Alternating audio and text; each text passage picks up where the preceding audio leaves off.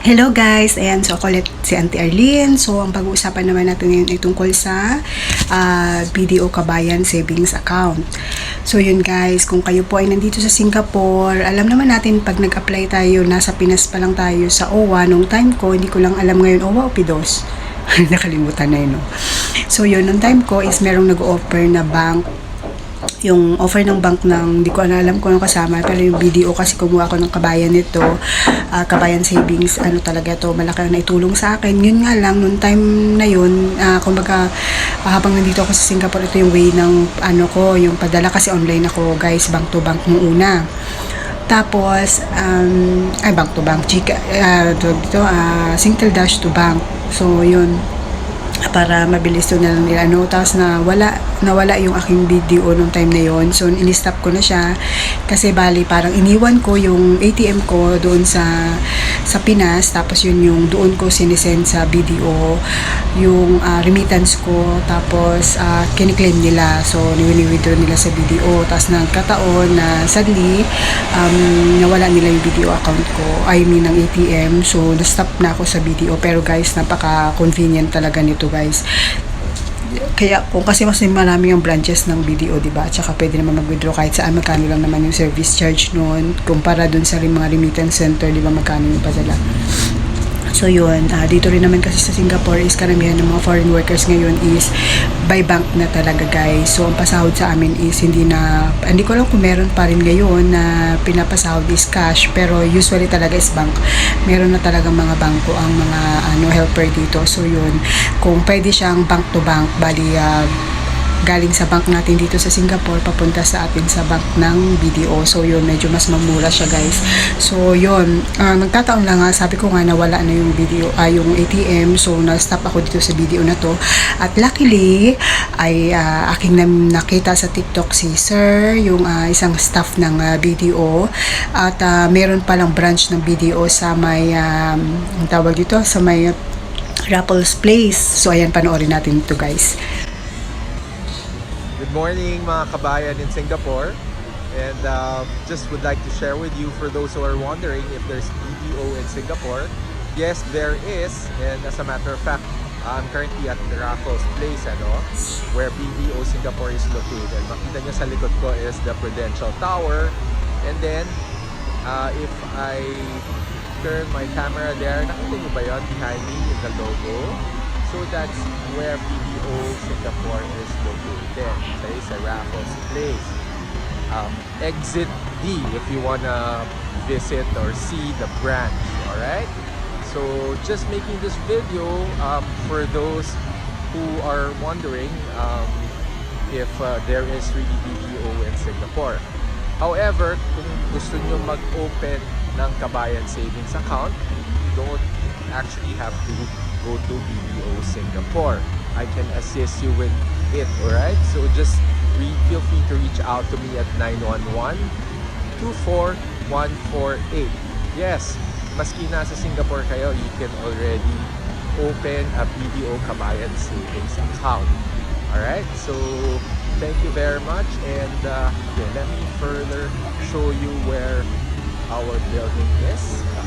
It's located at Plus Building. Alright, so I'm walking towards behind me. You will see inside and building namin, Plus Building. So sa second floor ang BDO Singapore.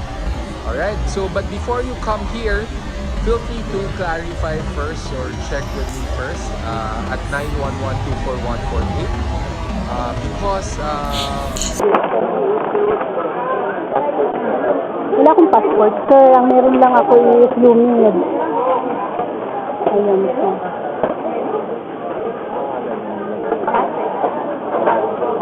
Ako rin ako. Na, kuha ka rin?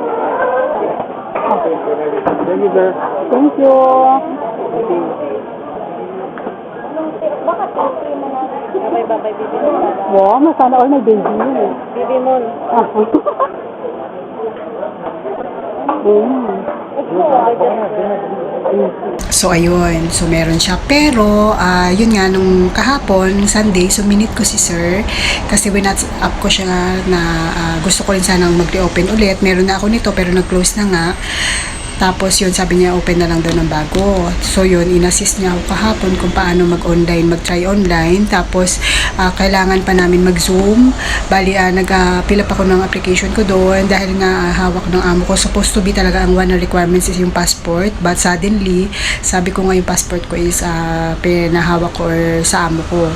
So yun po. So pwede naman siya na UMID. UMID yung ginamit kong ID. So pwede naman siya guys, basta as long as yung government IDs natin sa Pinas is meron tayong pirma at saka talagang tayong clear na tayo yung yung nasa ID.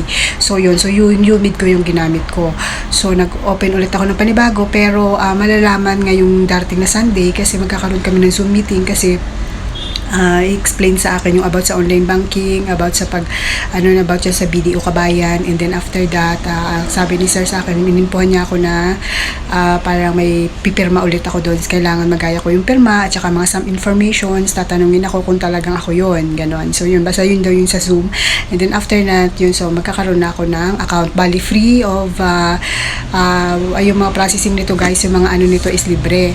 Pero maganda lang to guys kasi may online banking ka, pwede mong galing dito sa atin. Kasi alam naman natin pag bank to bank is wala pang $1 talaga yung charge. Sobrang mura siya guys. So yun, kaya maganda din. Kaya gusto ko rin talaga mag-open ulit ng BDO. Ngayon, ang lang din naman sa BDO is pagka uwi mo pa ng Pinas or pag uwi ko pa ng Pinas kahit kailan naman daw yun, saka ko makukuha yung ATM at saka yung itong passbook doon sa branch na napili ko kung saan malapit sa akin, which is kasi yung ate ko nakalagay kasi sa ID ko sa UMID is na sa Quezon City, so sa may Don Antonio, so may Don Antonio yun, sa may Don Antonio ko siya branch nila, doon ko siya na i-claim ko. So pag uwi ko ngayong bakasyon ko is i-claim ko yung passbook at saka ATM. Pero kahit wala na yung passbook at ATM, magkakaroon ako ng online banking as long as this Sunday ma-approve ako, magkaroon ako ng account. So yun, pwede na ako magkaroon ng account sa BDO habang nandito ako sa ibang bansa. So pwede ko siyang senda ng pera, tapos pwede ako mag-transfer ng bank to bank to kung anong so parang meron na rin ako, wala lang ako is yung mismong actual na BDO ATM at saka yung ito kasi ako mismo ang kailangan mag-claim sa mismong branch na kung alin yung napili ko. So yun guys, kaya kung mga nandito kayo sa Singapore na gusto nyo rin na magkaroon ulit, kasi ang case ko nga nagkaroon naman ako dati nung nasa Pinas ako papunta dito, but ang ko lang kasi is yun nga, nag-close na siya. So yun, kaya nag-reopen ulit ako. Tapos yun nga, hindi lang siya guys, meron din kayo mga lahat ng concern nyo about sa BDO. For example, hindi kayo makapag access or hindi nyo na ma-open yung online nyo, pwede nyo itanong dun kay sir na yun. So pag pwede kayong mag-comment dyan, tapos tanong nyo para mabigay ko yung WhatsApp number niya para i-meet up niya kayo, kasi mas ma-explain niya kasi ng maayos sa inyo kapag face to face kayo, ganon. So yun, tuturo niya sa inyo. So yun guys, yun lang ang experience ko. So ibig sabihin, meron dito sa atin sa Singapore ng BDO, may branch sila dito guys. Pero ang inaano talaga nila dito is yung about sa dollars, about dito sa BDO Singapore, pero hindi talaga sila nag-aano ng transaction ng peso. Pero yun nga, si sir kasi is parang siya about dun sa mga kabayan savings. So yun, kaya maganda din. So yun, kaya trinay ko ulit i-open yung aking account. So yun, no need hassle na pumunta ulit ng Pinas para at least pag uwi ko ng Pinas meron ako. So yun lang guys.